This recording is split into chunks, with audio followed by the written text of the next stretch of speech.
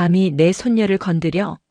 해병대에 입대한 손녀를 폭행한 비리 사단장 멱살 잡고 썩은 군대를 뿌리째 뽑아버리는 사성장군 할머니의 핏빛 복수국 이야기입니다.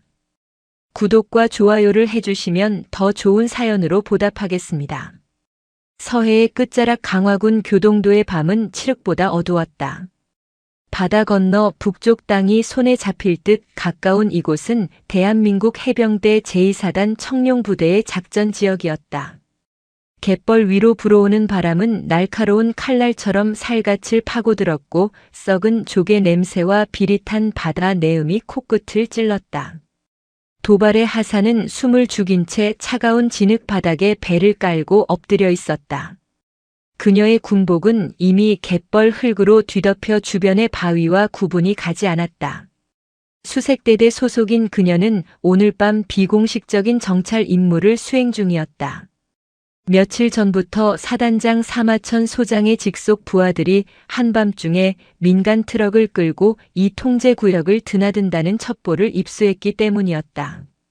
갈대밭 너머로 희미한 자동차 전조등 불빛이 보였다.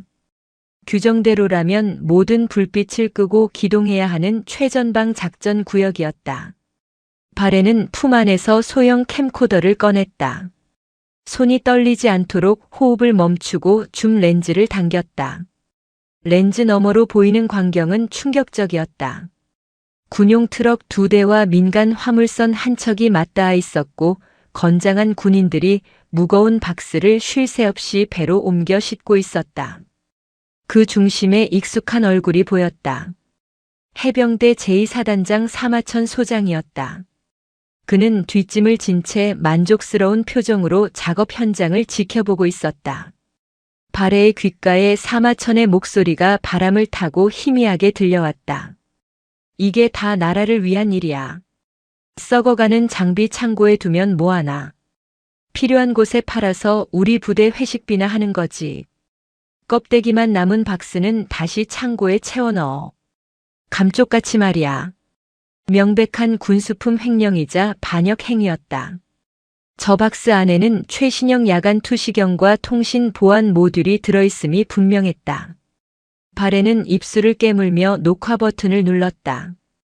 결정적인 증거였다. 이 영상만 있으면 부패한 사마천 일당을 일망타진할 수 있었다. 그때였다. 발해가 자세를 고쳐 잡으려는 순간 군화 발밑에서 말라비틀어진 갈대줄기가 뚝 하고 부러지는 소리가 났다. 고요한 밤 공기를 가르는 소리는 마치 천둥 소리처럼 크게 울려 퍼졌다. 누구냐? 사마천의 고개가 번개처럼 발해가 숨은 갈대숲을 향해 돌아갔다. 그의 눈빛이 뱀처럼 번뜩였다. 잡아. 쥐새끼 한 마리도 살려보내지 마라. 총을 써도 좋다. 발해는 생각할 겨를도 없이 몸을 일으켰다. 더 이상 은폐는 무의미했다. 그녀는 캠코더를 방탄조끼 안주머니에 쑤셔넣고 갯벌을 향해 질주했다. 뒤에서 요란한 군화 소리와 함께 욕설이 들려왔다. 거기 서지 않으면 쏜다. 타앙. 날카로운 총성이 고막을 찢었다. 발해의 왼쪽 어깨 부근을 스치고 지나간 총알이 바위에 튀어 불꽃을 일으켰다. 공포탄이 아니었다. 저들은 진짜로 자신을 죽일 작정이었다. 발해는 진흙탕에 발이 푹푹 빠지는 와중에도 필사적으로 달렸다. 심장이 터질 듯 요동쳤다. 해안가 절벽 아래 좁은 틈새로 몸을 던진 발해는 거친 숨을 몰아쉬었다. 왼쪽 팔에서 뜨거운 피가 흘러내려 군복을 적셨다. 추격조의 발소리가 점점 가까워지고 있었다. 저들은 지리를 훤히 꿰뚫고 있는 수색대원들이었다. 도망칠 곳은 없었다. 발해는 떨리는 손으로 휴대전화를 꺼냈다. 보안구역이라 통신이 불안정했지만 지금 믿을 수 있는 사람은 단 한 명뿐이었다. 해군 본부 아니 할머니. 그녀는 단축번호 1번을 꾹 눌렀다. 신호음이 한 번, 2번 울리고 연결되었다. 하지만 발해는 아무 말도 할 수 없었다. 입을 여는 순간 자신의 위치가 발각될 것이 뻔했다. 머리 위쪽 바위에서 사마천 부하들의 목소리가 들렸다. 이 근처다. 핏자국이 있어. 멀리 못 갔다. 찾으면 바로 처리해. 발에는 입을 틀어막고 눈물을 삼켰다. 수화기 너머에서 할머니의 목소리가 들려왔다. 도발해. 너니 무슨 일이냐? 대답 대신 발에는 거친 숨소리와 바닷바람 소리만을 전했다. 그리고 손가락으로 휴대전화 마이크 부분을 톡, 톡, 톡 두드렸다. 어릴 적 할머니와 정했던 위급 신호였다. 수화기 너머에서 침묵이 흘렀다. 발에는 추격조가 절벽 아래를 내려다보는 낌새를 느끼고 급히 전화를 끊었다. 그리고 휴대전화의 전원을 끄고 깊은 바위 틈 안쪽 바닷물이 차오르는 곳으로 몸을 밀어넣었다. 차가운 서해의 바닷물이 발의 턱 밑까지 차올랐다. 같은 시각 충청남도 계룡대 해군 본부 참모총장 집무실. 대한민국 최초의 여성 해군 참모총장 백호랑 대장은 끊어진 수화기를 든 채 굳어 있었다. 60이 넘은 나이에도 꼿꼿한 허리와 서리빨 같은 눈빛을 지닌 그녀는 직감적으로 알았다. 손녀가 위험하다. 그것도 아주 치명적인 위기였다. 마지막에 들린 파도 소리와 억눌린 신음은 훈련 상황이 아니었다. 백호랑은 자리에서 벌떡 일어났다. 의자가 뒤로 밀려나며 큰 소리를 냈다. 비서실장. 지금 즉시 헬기 띄워.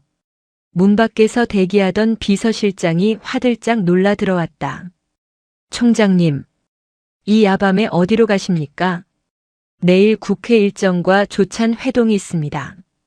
백호랑은 정복 상의를 거칠게 꿰입으며 으르렁거리듯 말했다. 다 취소해. 목적지는 해병 2사단이다. 그리고 해군 특수전전단 당직팀 완전 무장시켜서 내 헬기 뒤따라오게 해. 실탄 지급하고. 비서실장의 얼굴이 하얗게 질렸다. 총장님, 실탄이라니요. 전쟁이라도 났습니까? 절차상 합참 의장님께 보고부터 하셔야. 백호랑이 비서실장을 노려보았다. 그 눈빛은 먹잇감을 노리는 백두산 호랑이 그 자체였다. 내 부하가, 내 손녀가 지금 죽어가고 있다. 보고는 내가 나중에 책임진다. 토다는 놈은 당장 옷벗을 각오해. 10분 내로 이륙한다. 실시. 백호랑의 호령에 해군 본부가 발칵 뒤집혔다. 잠시 후 거대한 UH-의육식 블랙호크 헬기의 로터가 굉음을 내며 밤하늘을 갈랐다. 헬기 창가에 앉은 백호랑은 칠흑 같은 어둠을 응시했다. 꽉 쥔 주먹이 하얗게 질려 있었다. 버텨라 바래야. 할머니가 가고 있다. 감히 누구라도 내 새끼 털끝 하나 건드렸다간 이 할미가 가만두지 않겠다. 새벽 3시. 김포 해병대 제2사단 사령부 연병장에는 짙은 안개가 깔려 있었다. 고요하던 부대에 난데없이 거대한 폭풍이 몰아쳤다. 하늘에서 들려오는 헬기의 굉음이 점점 커지더니 강력한 서치라이트 불빛이 연병장을 대낮처럼 밝혔다. 당직 사령과 5분 대기조가 허둥지둥 뛰쳐나왔다. 사전에 통보되지 않은 헬기의 착륙이었다. 프로펠러가 일으키는 거센 바람에 흙먼지가 소용돌이쳤다.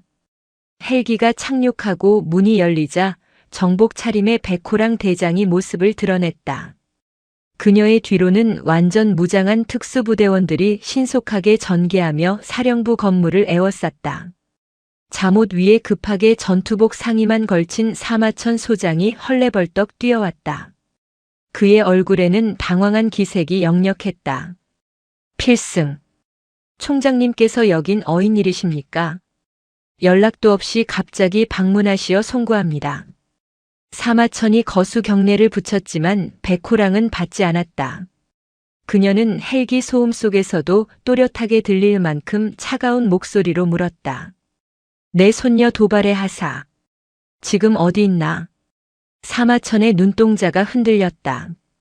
그는 침을 꿀꺽 삼키고 미리 준비해둔 거짓말을 꺼냈다. 아, 그 친구 말입니까? 안 그래도 지금 막 상부에 보고하려던 참이었습니다. 유감스럽게도 도발의 하사가 무장 탈영을 했습니다. 야간 훈련 도중 총기를 소지한 채 이탈하여 현재 수색 작전 중입니다. 탈영. 백호랑이 코웃음을 쳤다. 네, 그렇습니다. 평소 우울증 증세가 있었고 군 생활에 적응하지 못한다는 보고가 있었습니다. 저희도 최대한 조용히 해결하려 노력 중입니다만. 짝. 경쾌한 파열음이 연병장의 공기를 갈랐다. 백호랑의 손바닥이 사마천의 뺨을 후려쳤다. 사마천의 고개가 획 돌아갔고 입가에서 피가 터졌다. 주변에 있던 참모들이 숨을 들이켰다. 사성 장군이 이성 장군을 부하들 보는 앞에서 구타한 것이다. 입 닥쳐. 어디서 개수작이야. 백호랑이 사마천의 멱살을 잡고 끌어당겼다. 내 손녀는 태어날 때부터 군인이었다. 내가 기저귀 갈 때부터 군가 불러주며 키운 아이다. 우울증. 적응 실패. 내 놈 눈에는 내가 바지저고리로 보이냐? 감히 내 앞에서 거짓 보고를 해. 사마천은 억울하다는 듯 표정을 일그러뜨리며 말했다. 총장님, 이건 엄연한 폭행입니다. 아무리 총장님이라도 절차를 무시하고 이러시면 곤란합니다. 절차. 그래, 절차 좋아하니 절차대로 해주지. 지금 이 시각부터 해병 이사단의 지휘권은 해군 참모총장인 내가 직접 행사한다. 사단장 사마천. 너는 지금부터 직무정지다. 헌병대. 이 자식 당장 구금해. 백호랑의 서슬 퍼런 명령에 따라온 해군 헌병들이 사마천의 양팔을 결박했다. 사마천이 발악하며 소리쳤다. 이건 월권입니다. 국방부 장관님께 보고하겠습니다. 이거 놓지 못해. 백호랑은 그를 무시하고 사단장실로 성큼성큼 걸어 들어갔다. 그녀는 사단장 책상 위에 놓인 명패를 집어던져 박살내고 상황판 앞에 섰다. 지도를 보는 그녀의 눈매가 매서워졌다. 작전 참모. 현재 수색구역이 어디야? 작전 참모가 벌벌 떨며 지휘봉으로 지도를 가리켰다. 네. 현재 탈영병의 도주 예상로인 김포 시내와 강화대교 방면을 중점적으로 수색하고 있습니다. 백호랑의 눈이 가늘어졌다. 이상했다. 발해가 정말 탈영을 했다면 도심으로 갔겠지만 그녀가 받은 전화는 파도 소리가 들리는 곳이었다. 그리고 사마천이 저렇게 필사적으로 막으려는 것을 보면 발해는 그들이 감추고 싶은 무언가가 있는 곳으로 갔을 것이다. 틀렸어. 도심이 아니다. 수색 병력 전부 북쪽 해안으로 돌려 교동도와 강화 북단 갯벌을 샅샅이 뒤져 참모가 난색을 표했다. 총장님, 그쪽은 지뢰 매설 지역이고 갯벌이라 위험합니다. 그리고 밤이라 시야가 확보되지 않아서. 백호랑이 참모의 말을 끊었다. 내 손녀가 지금 저 차가운 진흙탕 속에서 피를 흘리고 있어. 위험해서 못 가겠다고. 그렇다면 내가 간다. 나를 따를 용기 있는 놈들만 따라와. 백호랑은 망설임 없이 밖으로 나갔다. 70이 다 된 노장군의 뒷모습에서 뿜어져 나오는 기세에 참모들은 압도당했다. 한편 강화도 북단의 한 낡은 배수로 도발에는 저체온증으로 덜덜 떨고 있었다. 의식이 자꾸만 멀어지려 했다. 총상을 입은 어깨는 감각이 없었고 온몸이 진흙 범벅이었다. 그녀는 입안에 작은 플라스틱 조각을 물고 있었다. 캠코더에서 빼낸 메모리 카드였다. 이것만은 지켜야 했다. 이것이 없으면 자신은 영원히 불명예스러운 탈영병으로 남고 사마천은 승승장구할 것이다.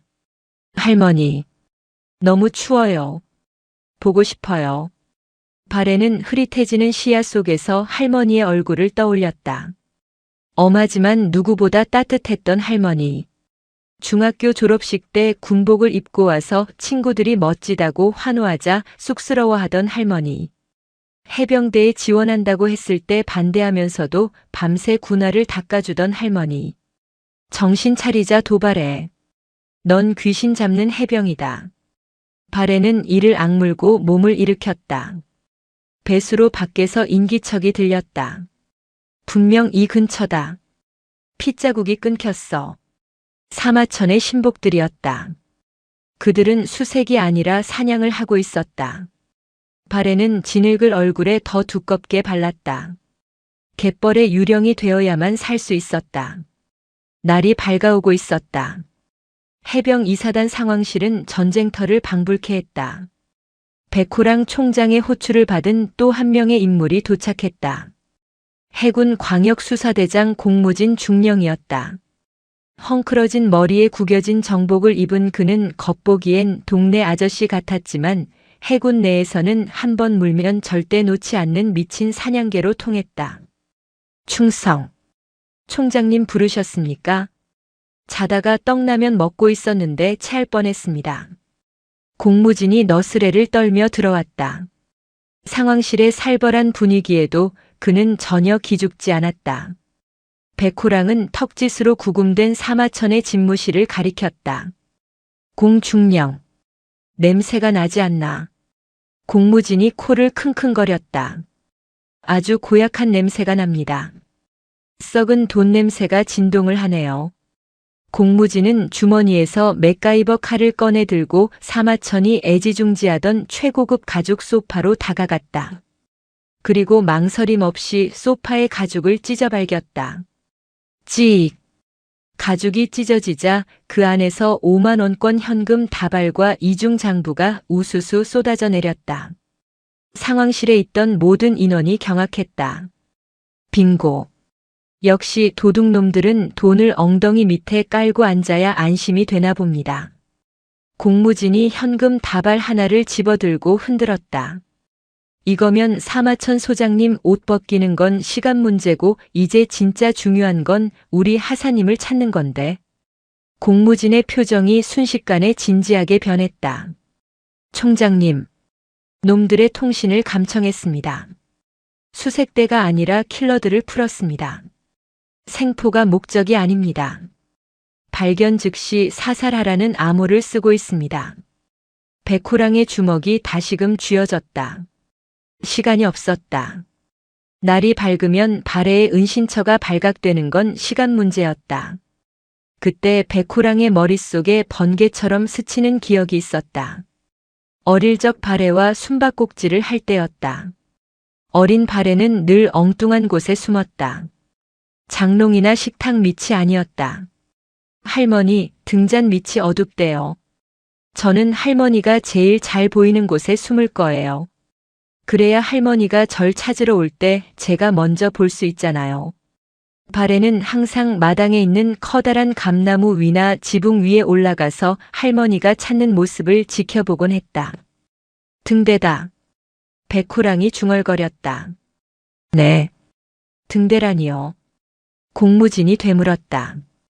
교동도 북쪽 끝에 폐쇄된 등대가 하나 있어. 전망이 가장 좋고 사방이 트여 있지. 그 아이라면 쥐새끼처럼 구석에 숨지 않았을 거야.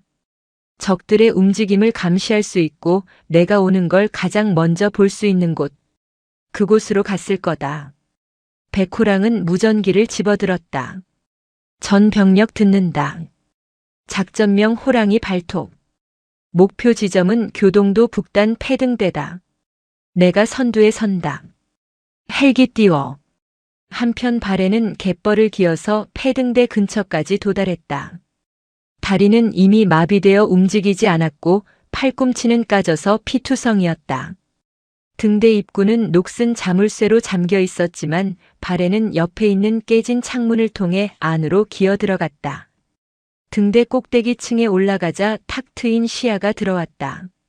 멀리서 자신을 쫓는 사마천의 사병들이 갯벌을 수색하며 다가오는 것이 보였다. 그리고 반대편 하늘에서는 여러 대의 헬기가 다가오고 있었다. 선두에 있는 헬기에는 해군 참모총장의 깃발이 선명하게 그려져 있었다. 할머니. 발해의 눈에서 눈물이 왈칵 쏟아졌다. 안도감과 고통이 한꺼번에 밀려왔다. 그녀는 깨진 유리창 틈으로 붉은색 스카프를 꺼내 흔들었다. 할머니가 사준 자신의 보물 1호인 스카프였다. 헬기에 타고 있던 백호랑은 망원경으로 등대를 주시하고 있었다. 잿빛 등대 꼭대기에서 펄럭이는 작은 붉은 점이 보였다. 찾았다. 백호랑의 목소리가 떨렸다. 저기다. 저 등대에 내 손녀가 있다. 저 주변에 접근하는 모든 미확인 병력은 적이다. 위협 사격 실시해. 놈들을 등대에서 떼어내. 두두두두두. 헬기에 장착된 기관총이 불을 뿜었다. 바레를 잡으러 등대 밑까지 왔던 사마천의 부하들이 혼비백산하여 흩어졌다. 백호랑의 헬기가 등대 위에서 호버링을 시작했다. 레펠이 내려졌다. 총장님, 위험합니다. 대원들이 먼저 내려가야 합니다. 비서실장의 만류에도 백호랑은 장갑을 고쳐 꼈다. 비켜. 내 새끼는 내가 안아줘야 해. 백호랑은 망설임 없이 레펠줄을 잡고 등대 난간으로 하강했다. 바람에 휘날리는 그녀의 백발과 군복 자락이 마치 전설 속의 장수 같았다. 난간에 착지한 백호랑은 등대 안으로 뛰어들어갔다. 구석에 피투성이가 되어 쓰러져 있는 바레가 보였다. 바레야. 백호랑이 달려가 손녀를 끌어안았다. 차가운 몸. 하지만 심장은 뛰고 있었다. 바레가 힘겹게 눈을 뜨고 미소 지었다. 할머니. 늦게 오면 어떡해요? 배고픈데. 백호랑은 눈물을 흘리며 손녀의 얼굴에 묻은 진흙을 닦아주었다. 미안하다. 할미가 늦었어. 이제 괜찮다. 이제 아무도 너 못 건드려. 바레는 품속에서 피 묻은 메모리 카드를 꺼내 할머니의 손에 쥐어주었다. 이거. 나쁜 놈들. 잡아야 해요. 그리고 바레는 정신을 잃었다. 백호랑은 손녀를 번쩍 안아들었다. 그녀의 눈에서 눈물은 사라지고 무시무시한 분노만이 남았다. 그녀는 무전기에 대고 낮게 으르렁거렸다.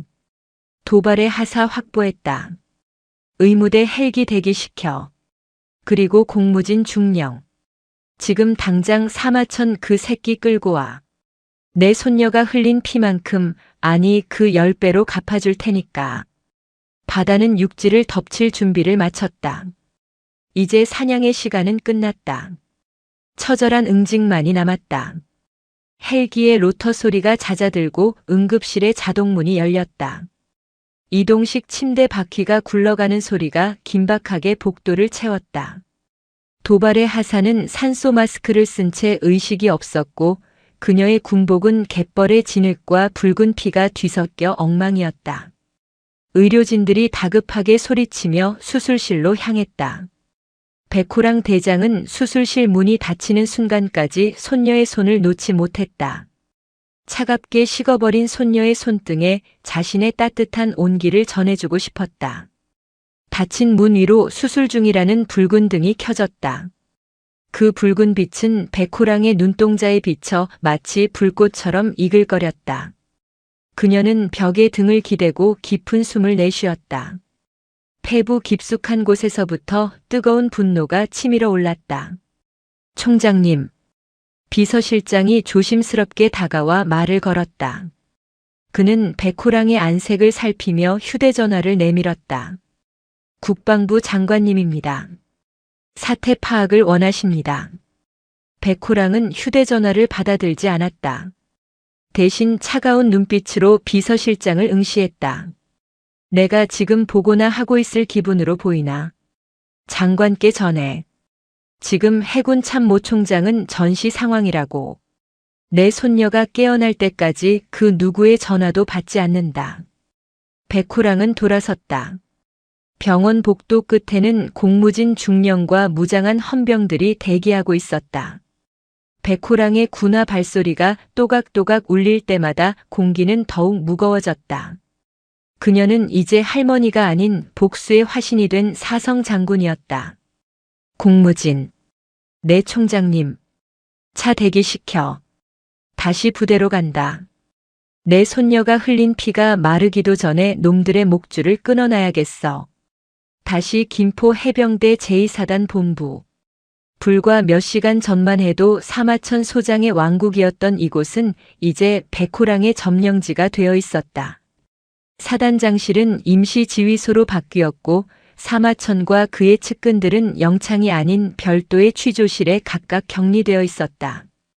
취조실 문이 열리고 백호랑이 들어섰다. 철제 의자에 묶인 사마천 소장은 초췌한 몰골이었지만 여전히 도끼를 품고 있었다. 그는 백호랑을 보자마자 억울하다는 듯 소리쳤다. 총장님, 이건 너무하십니다. 제가 이 사단을 위해 얼마나 헌신했는데 말 한마디 없이 범죄자 취급을 하십니까? 그 하사가 가져온 건 조작된 겁니다. 백호랑은 대답 없이 사마천의 맞은편 의자에 앉았다. 그녀는 주머니에서 비닐 증거물 봉투를 꺼내 책상 위에 올려놓았다.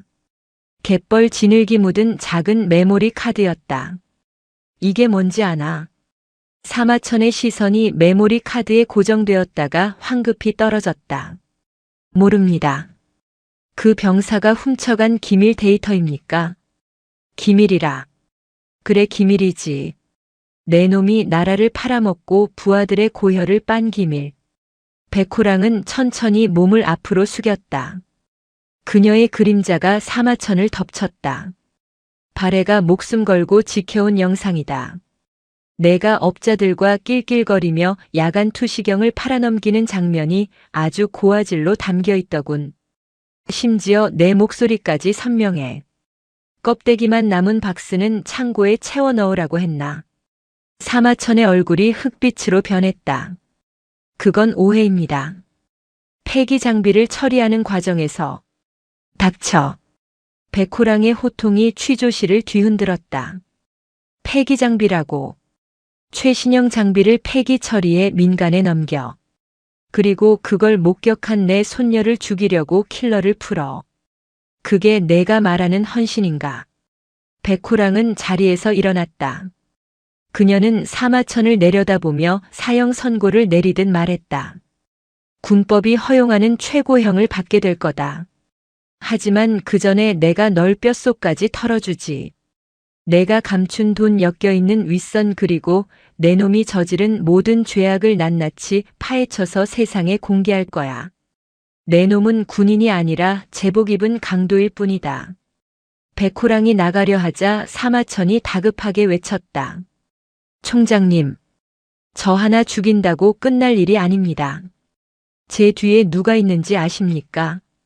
국방위원회 의원들도 있고 저를 봐주는 분들이 많습니다. 총장님도 다치실 수 있습니다. 백호랑은 걸음을 멈추고 고개만 살짝 돌렸다. 입가에 비릿한 미소가 번졌다. 그래. 아주 잘 됐군. 안 그래도 땔감이 부족했는데 내가 줄줄이 엮어주면 더 큰 불을 지를 수 있겠어. 어디 한번 다 불러봐. 내가 전부 태워버릴 테니까. 문이 쾅 닫히고 사마천은 절망에 빠져 고개를 떨구었다. 백호랑은 복도에서 대기하던 공무진에게 지시했다. 들었지? 뒤에 누가 있다는군. 놈의 통화 기록, 계좌 내역 그리고 사돈의 팔촌까지 다 뒤져. 먼지 하나라도 나오면 전부 잡아들여. 공무진이 시익 웃으며 격려했다. 먼지가 아니라 아예 건물을 철거해드리겠습니다. 광역수사대의 매운맛을 보여주죠. 공무진 중령의 수사는 말 그대로 저인망식 쌍끌이 어선 같았다. 그는 사마천의 측근인 연대장과 대대장들을 줄줄이 소환했다. 사마천처럼 맷집이 좋지 않은 그들은 공무진의 독특한 신문에 금방 무너져 내렸다. 제2취조실. 군수 담당 참모인 최 대령이 땀을 뻘뻘 흘리며 앉아 있었다. 공무진은 컵라면을 후루룩 소리내어 먹으며 그를 쳐다보지도 않았다. 아이고 대령님, 식사는 하셨습니까? 저는 밤새 증거 찾느라 배가 고파서요. 근데 이거 아십니까? 군 교도소 밥이 그렇게 맛이 없다네요. 콩밥도 아까워서 그냥 맨밥에 소금만 준다던데. 최 대령은 마른 침을 삼켰다. 저는 시키는 대로 했을 뿐입니다. 사단장님이 하라고 해서. 공무진이 젓가락을 탁 내려놓았다. 국물이 튀어 최 대령의 정복에 붉은 얼룩을 남겼다. 시키는 대로 했다. 그거 아주 좋은 변명이죠. 근데 말입니다. 시키는 대로 사람 죽이라고 하면 죽입니까? 도발의 하사 사살 명령 그거 대령님 무전기로 나갔더군요. 녹취록 들려드릴까요? 최 대령의 눈이 커졌다. 아닙니다. 저는 그냥 겁만 주라고. 겁을 실탄으로 줍니까? 살인 미수 공모, 군수품 횡령 방조, 직무유기. 이것만 합쳐도 징역 20년은 나오겠네요. 아 참 사모님이 강남에 산 아파트 자금 출처도 불분명하던데. 최 대령이 와르르 무너졌다. 그는 책상에 머리를 박고 울먹였다. 다 말하겠습니다. 장부는 사단장 관사 지하실 와인 냉장고 뒤편 금고에 있습니다. 그리고 이번 거래는 북한 쪽 브로커와도 연결되어 있습니다. 공무진의 눈이 번뜩였다. 이건 단순한 비리가 아니었다. 적과의 내통 가능성까지 있는 대형 사건이었다. 북한 브로커라고 했습니까? 이거 판이 생각보다 큰데요. 공무진은 즉시 백호랑에게 보고했다. 백호랑은 사단장 관사로 특수부대를 급파했다. 와인 냉장고를 드러내고 벽을 부수자 비밀 금고가 드러났다. 그 안에는 충격적인 장부와 거래 내역이 담긴 하드디스크가 있었다. 사마천은 군사 장비를 팔아넘긴 돈으로 정치권 로비를 하고 일부는 해외 도박 자금으로 빼돌리고 있었다. 심지어 군 작전지도 일부를 민간업자에게 넘긴 정황도 포착되었다. 그 시각 서울의 한 고급 요정. 국회 국방위원회 소속의 유력 의원과 국방부 고위 관계자들이 모여 있었다. 사마천에게서 뇌물을 받아먹은 자들이었다. 그들은 백호랑의 움직임에 불안해하고 있었다. 백 총장이 너무 날뛰는 거 아닙니까? 사마천이 입을 열면 우리도 위험합니다. 걱정 마십시오. 여론을 움직이면 됩니다. 총장이 손녀를 감싸기 위해 멀쩡한 장군을 누명 씌웠다고 언론 플레이를 하면 백호랑도 버티지 못할 겁니다. 여자가 감정에 치우쳐서 지휘권을 남용했다는 프레임을 씌우시죠. 다음 날 아침 조간신문과 인터넷 뉴스에 자극적인 기사들이 도배되었다. 해군 참모총장 손녀 구하기 논란. 직권 남용인가 사단장 감금 폭행 의혹. 군 기강 해이 심각. 여론이 술렁였다. 백호랑을 비난하는 댓글들이 달리기 시작했다. 사마천의 아내는 병원에 입원한 척하며 기자들 앞에서 눈물로 호소했다. 남편은 평생 군을 위해 헌신했습니다. 총장님이 개인적인 감정으로 남편을 죽이려 합니다. 백호랑은 집무실에서 뉴스를 보고 있었다. 참모들이 안절부절 못했다. 총장님, 해명 자료를 내야 하지 않겠습니까? 여론이 좋지 않습니다. 백호랑은 텔레비전 전원을 꺼버렸다. 그녀의 표정은 태풍의 눈처럼 고요했다. 짖으라고 해. 걔는 무서우면 짖는 법이지. 놈들이 짖는다는 건 우리가 목덜미를 제대로 물었다는 증거다. 그녀는 전화기를 들었다. 공무진. 기자 회견 준비해. 내가 직접 나간다. 놈들이 원하는 쇼를 보여주지. 단 그 쇼의 결말은 놈들이 상상하는 것과는 다를 거야. 백호랑은 온매무새를 다듬었다. 그녀의 가슴에 달린 훈장들이 번쩍였다. 진실이라는 무기 하나면 충분했다. 국방부 데브리핑실. 수백 명의 기자가 몰려들었다. 카메라 플래시가 쉴 새 없이 터졌다. 단상 위에는 백호랑 대장이 홀로 서 있었다. 그녀는 원고도 없이 마이크 앞에 섰다. 기자 한 명이 공격적으로 질문했다. 총장님, 손녀인 도발의 하사의 타령을 덮기 위해 사단장에게 누명을 씌웠다는 의혹이 있습니다. 사실입니까? 백호랑은 기자를 정면으로 응시했다. 그 서늘한 눈빛에 기자는 저도 모르게 움찔했다. 누명이라. 질문하신 기자 양반은 진실보다 소문이 더 믿음직한가 봅니다. 백호랑은 신호했다.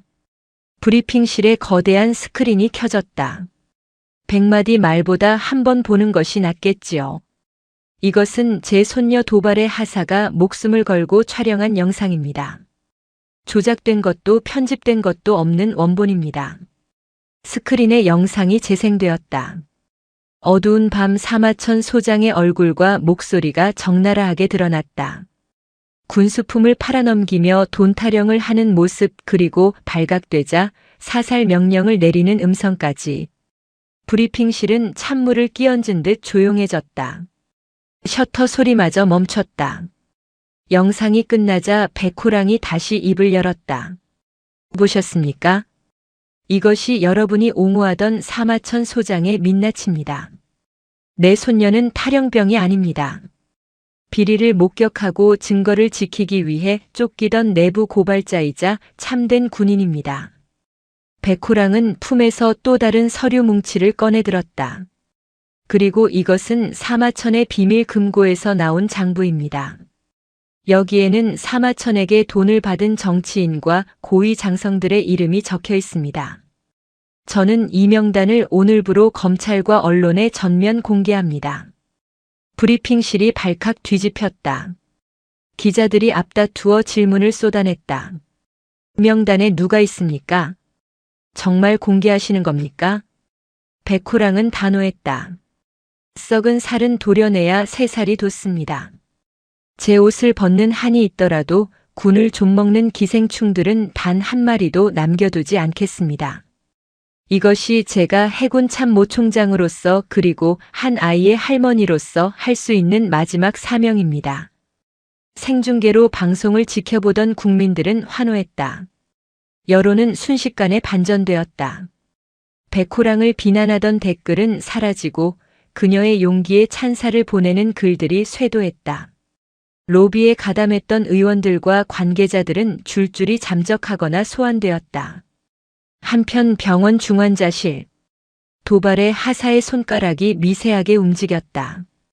기나긴 어둠 속에서 그녀가 눈을 떴다. 흐릿한 시야 속에 하얀 천장이 보였다. 소독약 냄새가 났다. 살았구나. 바레야. 익숙한 목소리가 들렸다. 기자 회견을 마치고 한 걸음에 달려온 백호랑이었다. 할머니는 정복 차림 그대로 손녀의 침대맡에 앉아 있었다. 강철 같던 장군의 눈에 눈물이 고여 있었다. 발에는 산소 마스크 안에서 웅얼거렸다. 할머니, 나 안 죽었어. 백호랑이 손녀의 머리를 쓸어넘기며 웃었다.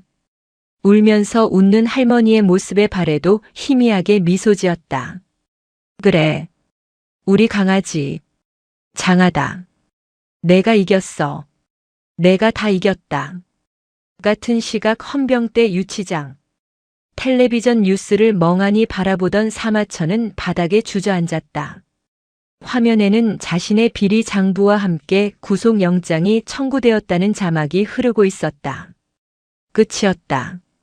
그의 탐욕이 쌓아 올린 모래성은 거대한 파도에 휩쓸려 흔적도 없이 사라졌다. 공무진 중령이 유치장 철창을 톡톡 두드렸다. 사 소장님, 짐 싸시죠. 여기보다 시설 더 좋은 곳으로 모시겠습니다. 아참, 거기 가면 별 떼고 죄수 번호 달아야 하니까 미리 마음에 준비하시고 바느질 연습 좀 해두십시오. 사마천은 대답할 기운도 없었다. 공무진은 휘파람을 불며 돌아섰다. 복도 창문 너머로 맑게 갠 하늘이 보였다. 폭풍이 지나간 자리는 어느 때보다 깨끗하고 투명했다. 국군 수도병원 재활치료실의 창밖으로 늦가을의 낙엽이 떨어지고 있었다. 도발의 하사는 이를 악물고 평행봉을 잡았다. 총알이 관통했던 왼쪽 어깨와 갯벌에서 입은 동상 후유증으로 다리 근육이 제멋대로 떨렸다. 한 걸음을 뗄 때마다 바늘로 찌르는 듯한 통증이 전신을 강타했다. 이마에서 식은땀이 비오듯 쏟아졌다. 하사님, 무리하시면 안 됩니다. 아직 근육이 다 붙지 않았어요. 군의관이 만류했지만 발에는 고개를 저었다. 아닙니다. 해야 합니다. 제가 법정에 서야 놈들을 확실히 보낼 수 있습니다. 휠체어 타고 가서 동정표 받고 싶지 않습니다. 제 두 다리로 서서 놈들의 눈을 똑바로 보고 죄를 물을 겁니다. 발해의 눈빛은 갯벌에서의 그 밤보다 더 뜨겁게 타오르고 있었다. 그녀는 할머니 백호랑이 자신을 위해 얼마나 큰 위험을 감수했는지 알고 있었다. 사성 장군이 지휘 계통을 무시하고 무력 개입을 했다는 사실은 정치적으로 공격받기 딱 좋은 빌미였다. 할머니를 지키기 위해서라도 자신이 완벽한 승자가 되어야 했다. 같은 시각 국방부 대회의실, 백호랑 대장에 대한 징계위원회가 열리고 있었다. 언론에는 비공개였지만 군 내부의 알력 다툼은 치열했다. 사마천과 결탁했던 세력들은 아직 숨이 붙어 있었다. 그들은 백호랑을 어떻게든 끌어내려 자신들의 치부를 덮으려 했다. 위원장은 헛기침을 하며 서류를 넘겼다. 백호랑 총장. 귀관의 충정은 이해하나 절차적 정당성을 훼손한 것은 사실 아닙니까? 아무리 급박했어도 국방부 장관 승인 없이 특수부대를 움직이고 사단장을 감금한 것은 월권입니다. 이에 대해 어떻게 생각하십니까? 회의실의 공기가 무겁게 가라앉았다. 백호랑은 정복 차림으로 꼿꼿하게 앉아 위원들을 하나하나 둘러보았다. 그녀의 시선이 닿는 곳마다 위원들은 눈을 피했다. 절차라. 위원장께서는 집에 불이 났는데 소방서에 신고하고 공문 보내고 결제 떨어질 때까지 기다렸다가 물을 뿌리십니까? 백호랑의 목소리는 차분했지만 힘이 있었다. 제 손녀가 죽어가고 있었습니다. 아니, 대한민국 군인 한 명이 내부의 적에게 사냥당하고 있었습니다. 그 상황에서 절차를 따지는 것이 군인의 명예입니까가 아니면 비겁한 변명입니까? 한 위원이 반박했다. 그래도 규정은 규정입니다. 이번 일을 선례로 남기면 지휘 체계가 흔들립니다. 백호랑이 책상을 주먹으로 쾅 내리쳤다. 지휘 체계는 부하들이 지휘관을 믿을 때 생기는 겁니다. 내 새끼가 죽는데 쳐다만 보는 지휘관을 누가 믿고 따릅니까? 나는 내 행동에 한 점 부끄러움이 없습니다. 옷을 벗으라 하면 벗겠습니다. 하지만 내 명예까지 더럽히진 마십시오. 백호랑은 자리에서 일어났다. 징계 결과는 서면으로 통보해 주십시오. 나는 지금 내 부하들을 돌보러 가야겠습니다. 백호랑이 회의실을 나가자 위원들은 아무 말도 하지 못했다. 그녀의 등 뒤에는 범접할 수 없는 기백이 서려 있었다. 백호랑은 곧장 병원으로 향했다. 재활 치료를 마치고 침대에 앉아있는 발해를 보자 그녀의 표정이 부드럽게 풀렸다. 그녀는 사과를 깎아 손녀에게 건넸다. 많이 아프지? 할미가 미안하다. 발해는 사과를 받아들고 고개를 저었다. 아니에요. 할머니 덕분에 살았잖아요. 저 내일 재판에 나갈 거예요. 두 다리로 걸어서 들어갈 거예요. 백호랑은 손녀의 굳은 살 박인 손을 잡았다. 그래. 그래야 내 손녀지. 가서 보여줘라. 진짜 군인이 뭔지. 저 썩어 빠진 놈들에게 똑똑히 알려줘. 두 사람은 서로를 마주보며 미소 지었다. 흉터는 아물고 있었고 그 자리에 단단한 새살이 돋아나고 있었다. 국방부 고등군사법원 대법정. 방청석은 취재진과 시민단체 관계자들로 발 디딜 틈이 없었다. 대한민국 건군 이래 최대 규모의 방산 비리 사건 재판이었다. 피고인석에는 수의를 입은 사마천 전 소장과 그의 부하들이 줄지어 앉아 있었다. 사마천은 유능한 대형 로펌 변호인단을 꾸려 반격을 준비하고 있었다. 재판장이 개정을 선언하자 사마천의 변호인이 먼저 입을 열었다. 존경하는 재판장님. 피고인 사마천은 부하들이 저지른 일을 인지하지 못했습니다. 그는 부대를 위해 밤낮으로 일했을 뿐입니다. 횡령과 살인 교사는 부하들이 과잉 충성 과정에서 저지른 우발적 사고입니다. 전형적인 꼬리 자르기였다. 사마천은 고개를 숙인 채 억울한 표정을 연기했다. 방청석에서 야유가 터져나왔지만 재판장은 정숙을 요청했다. 변호인은 공격 대상을 바꾸었다. 또한 증인으로 채택된 도발의 하사의 증언 신빙성에 의문을 제기합니다.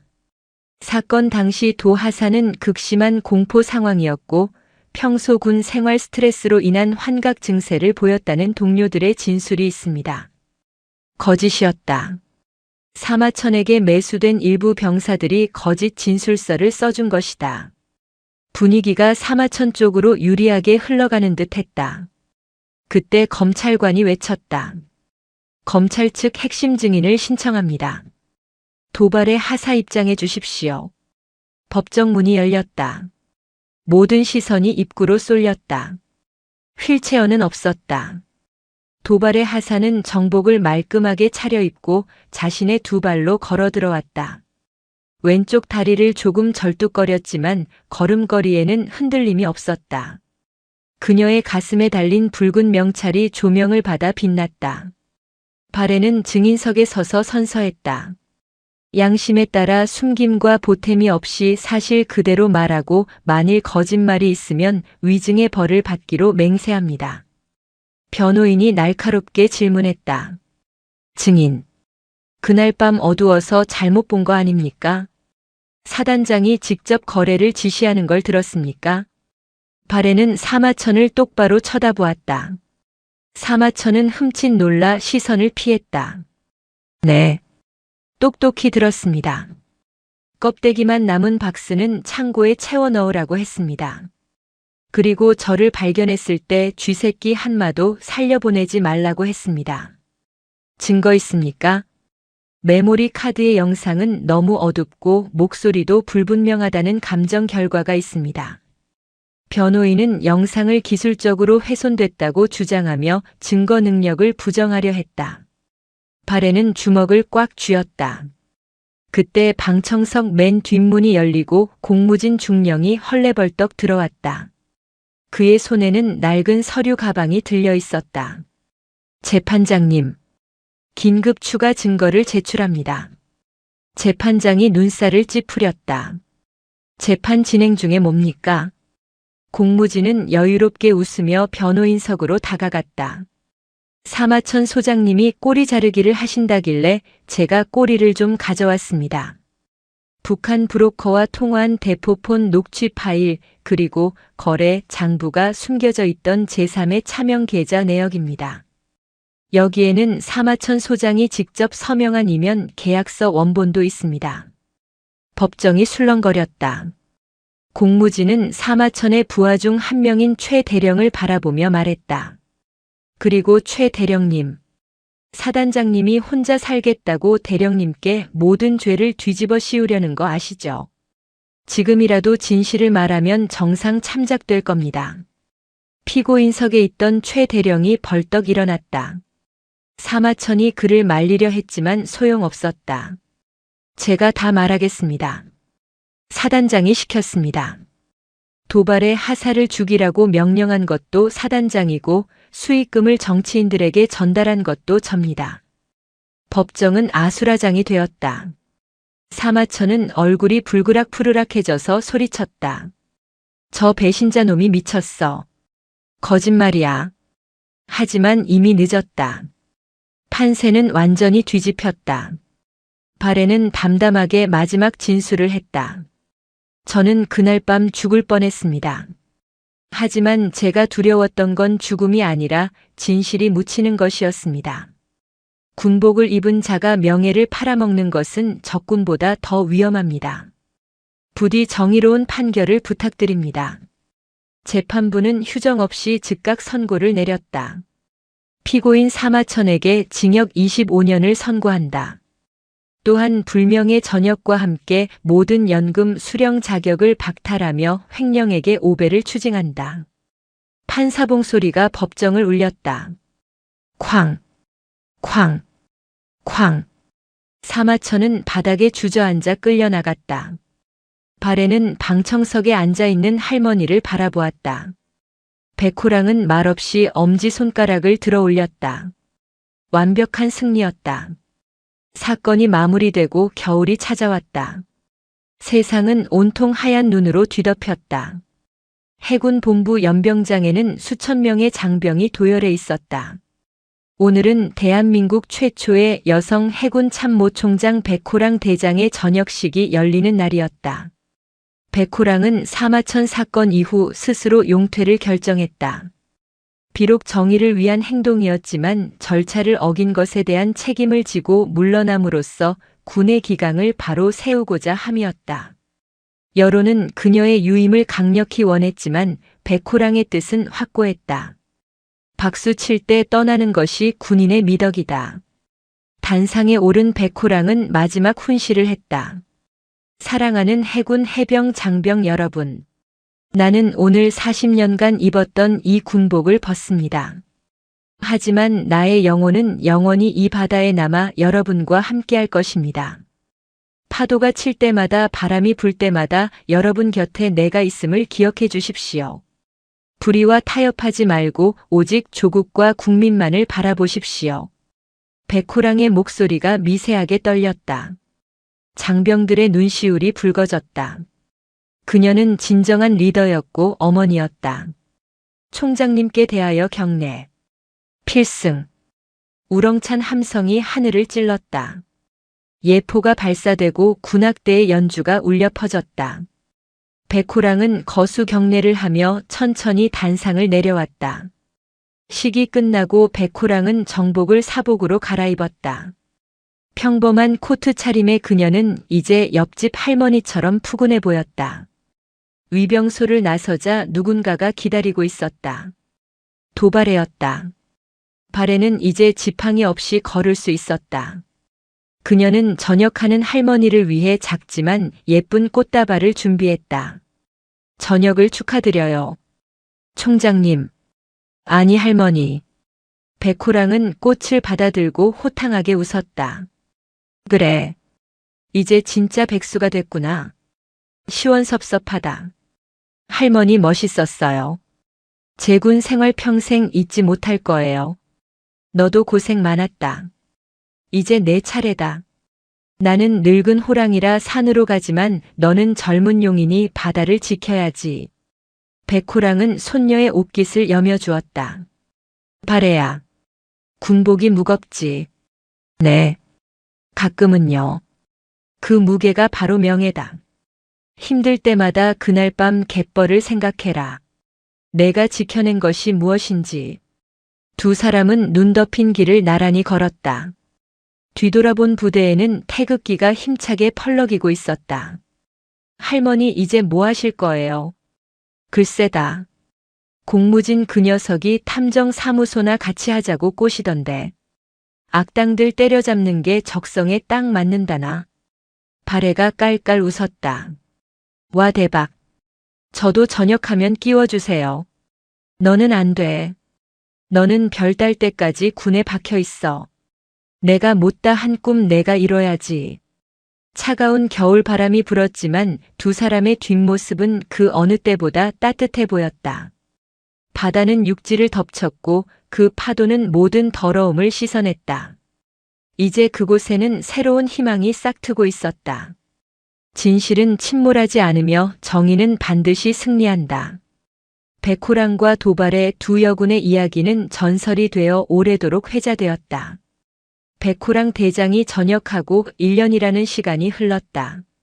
그녀는 고향인 경상남도 진해의 한적한 주택에서 텃밭을 가꾸며 지내고 있었다. 평생 군복만 입었던 그녀가 몸빼 바지를 입고 상추를 뜯는 모습은 동네 사람들에게 신선한 충격이었다. 하지만 그녀의 눈빛만은 여전히 살아있었다. 매일 새벽 5시면 어김없이 일어나 뒷산을 구보로 오르내리는 루틴은 현역 시절과 다를 바 없었다. 그러던 어느 날 평화롭던 백호랑의 일상에 균열이 생겼다. 늦은 밤 마당의 진돗개가 사납게 지저댔다. 백호랑은 잠자리에서 일어나 창문 틈으로 밖을 내다보았다. 가로등 하나 없는 칠흑 같은 어둠 속에서 검은 세단 2대가 집 앞에 멈춰 서 있었다. 엔진을 끄고 전조등까지 껐지만 백호랑의 예리한 감각은 살기를 감지했다. 손님이 찾아왔군. 초대하지 않은 불청객이. 백호랑은 벽에 걸어두었던 장식용 목검을 집어들었다. 현관문이 소리 없이 열리고 검은 복면을 쓴 괴한 4명이 집 안으로 침입했다. 그들은 전문가였다. 발소리를 죽이고 신속하게 안방으로 향했다. 하지만 안방은 비어 있었다. 괴한들이 당황하는 순간 어둠 속에서 목검이 바람을 갈랐다. 선두에 섰던 괴한의 정강이가 부러지는 소리와 함께 그가 바닥에 고꾸라졌다. 백호랑이었다. 그녀는 70에 가까운 나이가 믿기지 않는 속도로 움직였다. 감히 여기가 어디라고 신발을 신고 들어와. 예의 없는 놈들. 백호랑은 목검을 휘둘러 2번째 괴한의 손목을 가격했다. 흉기가 바닥에 떨어졌다. 나머지 2명이 동시에 달려들었지만 백호랑은 노련하게 몸을 비틀어 공격을 피하고 한 놈의 명치를 발로 걷어찼다. 순식간에 4명의 장정이 거실 바닥에 뒹굴었다. 백호랑은 전등 스위치를 켰다. 신음하는 괴한들 중 리더로 보이는 자의 복면을 벗겨냈다. 낯선 얼굴이었지만 목덜미에 새겨진 문신이 눈에 띄었다. 독사 문양이었다. 누가 보냈나? 사마천은 감옥에 있을 텐데. 괴한은 입을 다물고 저항했다. 백호랑은 목검 끝으로 괴한의 턱을 들어 올렸다. 말하지 않아도 돼. 짐작 가는 곳이 있으니까. 그때 백호랑의 휴대전화가 울렸다. 발신자 제한 표시였다. 전화를 받자 변조된 기계음이 들려왔다. 백호랑 총장님. 노후를 편안하게 보내시려면 조용히 계셨어야죠. 사마천이 남긴 장부에 원본 사본이 하나 더 있다는 걸 알고 있습니다. 그걸 내놓으십시오. 그렇지 않으면 손녀인 도발의 중사에게 불행한 일이 생길 겁니다. 협박이었다. 사마천은 꼬리에 불과했다. 그 뒤에 숨어있던 진짜 몸통 사마천의 비밀 장부에 적힌 거물들이 움직이기 시작한 것이다. 그들은 백호랑이 아직 공개하지 않은 결정적인 증거가 있다고 믿고 있었다. 백호랑의 눈이 차갑게 가라앉았다. 내 손녀를 건드리겠다고. 그래, 한번 해봐라. 은퇴해서 심심하던 차에 잘 됐군. 내가 다시 군복을 입게 만들지 마라. 그때는 전쟁이다. 백호랑은 전화를 끊고 곧바로 공무진에게 연락했다. 공중령. 자네 탐정 사무소 한다고 했지. 일거리 생겼다. 지금 당장 진해로 내려와. 사냥 시즌이 다시 시작됐다. 다음 날 새벽 해군 광역수사대 출신 공무진이 스포츠카를 몰고 백호랑의 집 마당에 도착했다. 그는 여전히 껄렁한 태도였지만 눈빛은 번뜩였다. 총장님. 아니 고객님. 이거 은퇴하고도 스펙터클하게 사시네요. 독사파라고 불리는 사설 용역 깡패들입니다. 뒤를 봐주는 정치인이 꽤 셉니다. 백호랑은 짐을 꾸려 나왔다. 그녀의 가방에는 낡은 군화와 전투복이 들어있었다. 놈들이 발해를 노리고 있어. 내가 직접 서울로 간다. 숨어있는 뱀 대가리를 잡아서 지시겨놔야 이 싸움이 끝난다. 김포 해병대 제2사단. 도발에는 중사로 진급해 있었다. 그녀는 할머니가 습격당했다는 소식을 듣고 분노했지만 백호랑의 엄명 때문에 부대를 지키고 있었다. 발해야. 너는 거기서 움직이지 마라. 놈들이 널 유인하려는 수작이다. 부대 안이 가장 안전하다. 밖은 할미가 청소하마. 하지만 부대 안도 안전하지 않았다. 사마천의 잔당들은 아직 군 내부에 숨어 있었다. 그들은 도발해를 곤경에 빠뜨리기 위해 교묘한 함정을 팠다. 훈련 중 장비가 고장 나거나 탄약 수량이 맞지 않는 일이 빈번하게 발생했다. 발해를 과실치사나 횡령 누명을 씌워 쫓아내려는 공작이었다. 발에는 당하고만 있지 않았다. 그녀는 이미 지옥을 경험한 생존자였다. 이런 유치한 수작으로 나를 꺾을 수 있을 것 같나. 발에는 자신을 따르는 믿음직한 후임들과 함께 역추적을 시작했다. 야간 당직을 서며 보급 창고의 감시 카메라를 분석하고 수상한 간부들의 동선을 파악했다. 한편 서울에 도착한 백호랑과 공무진은 은밀하게 작전을 수행했다. 그들의 목표는 독사파의 자금줄이자 배후인 국방위원회 실세 김 의원이었다. 김 의원은 사마천 사건 당시 교묘하게 법망을 빠져나가 여전히 권력을 휘두르고 있었다. 백호랑은 공무진이 운영하는 탐정 사무소를 임시 베이스 캠프로 삼았다. 그곳에는 전역한 해군 특수전전단 UDT 대원들과 정보장교 출신들이 모여 있었다. 백호랑의 명성을 듣고 자발적으로 돕기 위해 모인 예비역 어벤져스였다. 총장님, 명령만 내려주십시오. 현역 때는 규정 때문에 참았지만 민간인 신분인 지금은 거칠 게 없습니다. 근육질의 예비역 대원이 주먹을 쥐어 보였다. 백호랑은 지도 위에 붉은 펜으로 김 의원의 비밀 아지트인 강남의 한 회원제 클럽을 표시했다. 오늘 밤 놈들이 그곳에 모인다. 김 의원과 독사파 두목이 만나서 나를 처리할 모의를 할 거야. 우리가 먼저 친다. 단살이는 안 된다. 뼈만 부러뜨려. 밤 11시. 화려한 네온 사인이 번쩍이는 강남의 뒷골목. 청소 용역 업체 트럭으로 위장한 차에서 백호랑과 공무진 그리고 예비역 대원들이 내렸다. 그들은 작업복을 입고 있었지만 옷 속에는 3단봉과 전기 충격기를 숨기고 있었다. 진입. 백호랑의 낮은 지시에 대원들이 일사불란하게 움직였다. 클럽 입구를 지키던 덩치들이 순식간에 제압당했다. 백호랑은 지팡이를 짚고 우아하게 걸어 들어갔다. 그녀의 등장에 춤을 추던 사람들이 비명을 지르며 흩어졌다. VIP 룸 문을 박차고 들어갔을 때 김 의원은 양옆에 여자를 끼고 술을 마시고 있었다. 독사파 두목이 백호랑을 보고 기겁하며 품에서 칼을 꺼내려 했다. 어딜? 공무진이 던진 재떨이가 두목의 이마에 정확히 명중했다. 악! 두목이 쓰러지자 백호랑이 김 의원 앞으로 다가갔다. 김 의원은 떨면서 소리쳤다. 이거 주거 침입이야. 경찰 불러. 내가 누군지 알아. 백호랑은 탁자 위에 놓인 양주병을 들어 잔에 따랐다. 그리고 김 의원의 얼굴에 촥 뿌렸다. 정신 차려라. 내 놈이 보낸 자객들이 우리 집 마루를 더럽혔다. 그 청소비 받으러 왔다. 김 의원은 도끼 품은 눈으로 노려보았다. 백호랑, 너 이제 끝났어. 민간인이 국회의원을 협박해. 내일이면 넌 테러리스트로 뉴스에 나올 거다. 뉴스라. 그거 좋지.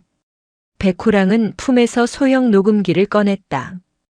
방금 내 놈들이 떠든 소리 여기 다 녹음됐다. 사마천 빼내려고 판사 매수하고 내 손녀 죽이라고 사주한 내용까지. 사실 녹음기는 미끼였다. 진짜 증거는 공무진이 놈들의 서버실을 해킹해 빼내고 있었다. 이봐요, 김 의원님. 비밀 장부가 클라우드 서버에 있더군요. 비밀번호가 내 연녀 생일이라니 너무 낭만적이십니다. 공무진이 노트북 화면을 돌려 보였다. 김 의원의 안색이 사색이 되었다. 에이, 이거 불법 해킹이야. 불법은 내 놈들이 한 짓이 불법이고.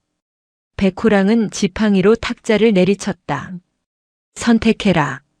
스스로 자수해서 콩밥 먹을래 아니면 이 자료 전 세계에 뿌려서 사회적으로 매장당할래. 그때 클럽 밖에서 요란한 사이렌 소리가 들렸다. 김 의원이 비릿하게 웃었다. 하, 경찰이 왔군. 넌 이제 도간든 쥐야. 내가 미리 손을 써놨지. 이 구역 경찰서장은 내 후배야. 함정이었다. 백호랑 일행은 포위되었다. 하지만 백호랑은 당황하지 않았다. 공무진. 플랜 B 가동해. 클럽 밖은 경찰 특공대와 김 의원이 동원한 용역 깡패들로 둘러싸여 있었다. 백호랑과 대원들은 도간에 든 쥐꼴이 되었다. 김 의원은 의기양양하게 밖으로 나와 확성기를 잡았다. 안에 있는 테러범들은 들어라. 당장 무기를 버리고 투항해라. 백호랑. 늙은이가 노망이 나서 범죄를 저지르는구나. 뉴스를 보고 달려온 기자들이 현장을 생중계하고 있었다. 전직 참모총장의 인질극이라는 자막이 속보로 떴다. 여론이 다시 술렁였다. 그때였다. 도로 끝에서 묵직한 엔진음이 들려왔다. 한 대가 아니었다. 수십 대의 오토바이와 트럭 그리고 해병대 전우회 깃발을 꽂은 승합차들이 몰려오고 있었다. 필승. 총장님 구하러 왔습니다. 전국 각지에서 백호랑의 소식을 듣고 달려온 예비역들이었다. 해병대 전우회 UDT 동지회 심지어 백호랑이 현역 시절 돌봐주었던 취사병 출신들까지. 그들은 무기는 없었지만 붉은 머리띠를 두르고 스크럼을 짜서 경찰 저지선을 밀어붙였다. 우리 총장님은 테러범이 아니다. 비리 의원 물러가라. 순식간에 상황은 대규모 시위 현장으로 변했다. 김 의원은 당황했다. 에이, 이것들이 미쳤나. 다 밀어버려. 그 혼란한 틈을 타백호랑과 공무진은 클럽 뒷문으로 빠져나왔다. 하지만 그곳에는 독사파의 정예 조직원들이 칼을 들고 기다리고 있었다. 죽여. 수십 명의 조직원이 달려들었다.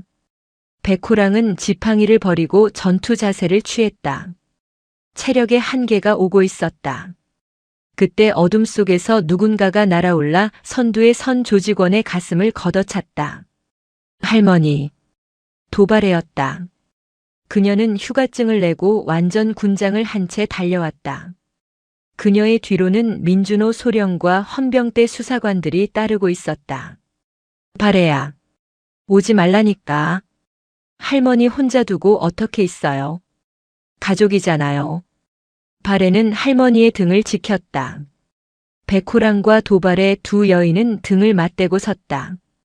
좋아. 오랜만에 몸 좀 풀어볼까? 바래야 사주 경계 확실히 해라. 예. 전방에 적 다수. 제압하겠습니다. 환상의 호흡이었다. 백호랑의 노련한 관절기와 발해의 파괴력 넘치는 타격기가 어우러져 조직원들을 추풍낙엽처럼 쓰러뜨렸다. 공무진과 헌병대도 합세하여 현장을 정리해 나갔다. 결국 김 의원은 도주하려다 해병대 전우회 아저씨들에게 붙잡혀 굴욕적으로 끌려왔다. 공무진이 확보한 서버 자료가 현장 기자들에게 에어드롭으로 뿌려졌다. 김 의원의 추악한 비리가 실시간으로 전 국민에게 공개되었다. 이건 모함이야. 조작이라고. 김 의원이 발악했지만 백호랑은 그에게 다가가 나지막이 말했다. 명예를 모르는 자에게 계급장은 사치다. 감옥 가서 반성이나 해라. 모든 상황이 종료되었다. 경찰서장도 김 의원과의 유착 관계가 드러나 현장에서 체포되었다. 새벽이 밝아오고 있었다. 백호랑은 헝클어진 머리를 쓸어넘기며 손녀를 바라보았다. 다쳤냐? 아니요. 멀쩡합니다. 할머니는요? 나야 뭐. 아침 운동 좀 했다. 두 사람은 서로를 보며 큰 소리로 웃었다. 주변에 있던 예비역들과 시민들이 그들에게 박수를 보냈다. 그 박수 소리는 마치 파도 소리처럼 거대하게 울려 퍼졌다. 에필로그 바다는 잠들지 않는다. 또다시 1년 후. 백호랑은 완전히 은퇴하여 진해로 내려가지 않았다. 대신 서울 변두리에 작은 사무실을 하나 냈다. 간판 이름은 호랑이 고민 상담소. 이곳은 군 내부의 비리나 억울한 일을 당한 장병들이 몰래 찾아오는 성지가 되었다. 백호랑은 그들의 이야기를 들어주고 때로는 공무진을 시켜 은밀하게 문제를 해결해 주었다. 도발에는 상사로 진급을 앞두고 있었다. 그녀는 이제 누구보다 강인하고 정의로운 부사관이 되어 후임들의 존경을 받고 있었다. 주말이면 상담소에 들러 할머니를 도왔다. 할머니, 오늘 손님 많네요. 바레가 커피를 타오며 말했다. 백호랑은 돋보기를 쓰고 의뢰인의 편지를 읽고 있었다. 그러게 말이다. 세상에 아직도 나쁜 놈들이 많아. 쉴 틈을 안 주는구나. 힘드시면 그만하세요. 이제 쉬셔도 되잖아요. 백호랑은 고개를 저었다. 아니다. 군복은 벗었지만 내 임무는 끝나지 않았어. 억울한 눈물을 흘리는 아이들이 있는 한 이 할미는 영원히 현역이다. 사무실 문이 열리고 쭈뼛거리는 이등병 하나가 들어왔다. 얼굴에는 멍이 들어 있었다. 백호랑은 인자한 미소로 그를 맞이했다. 어서 와라. 밥은 먹었니?